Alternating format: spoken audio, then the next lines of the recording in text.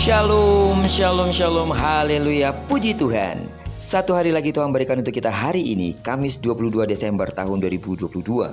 Percayalah, Tuhan pasti akan menolong bahkan akan memberkati kita, sama seperti Dia telah menolong dan memberkati kita di sepanjang malam yang telah kita lewati.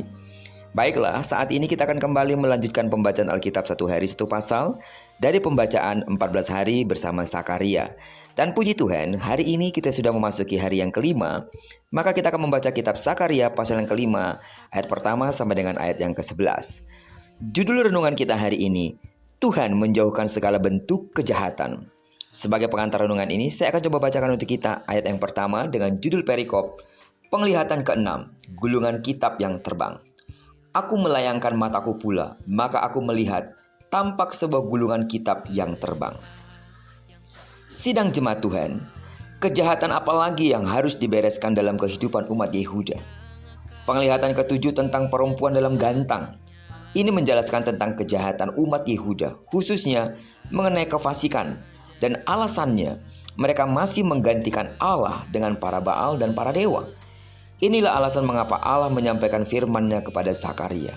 Zakaria melihat sebuah gantang dengan tutup yang terbuat dari timah, sedang terangkat tinggi. Dalam terjemahan lain, gantang adalah keranjang pengukur. Malaikat mengatakan isi gantang itu adalah kejahatan. Disebutkan juga, seorang perempuan sedang duduk dengan nyaman di dalamnya. Penglihatan ini tampaknya mengandung pesan, jika kejahatan dilakukan dan tidak dibereskan, orang akan merasa nyaman dengan kejahatan itu, semakin tenggelam dalam kejahatan, dan malaikat menilai telah terjadi kefasikan. Selanjutnya, Zakaria melihat dua perempuan yang bersayap seperti burung ranggung. Mereka mengangkut gantang itu menuju ke tanah Sinear dengan sayap yang didorong oleh angin. Gantang itu dibuang kembali ke negeri Babilonia. Di sanalah kejahatan akan membangun rumahnya sendiri, dan kejahatan, kefasikan dimusnahkan oleh kuasa Allah.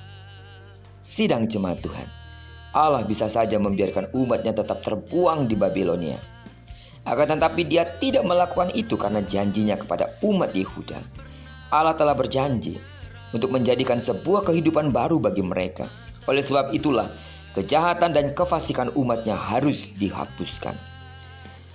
Setiap hari kita menikmati pimpinan Allah. Amin.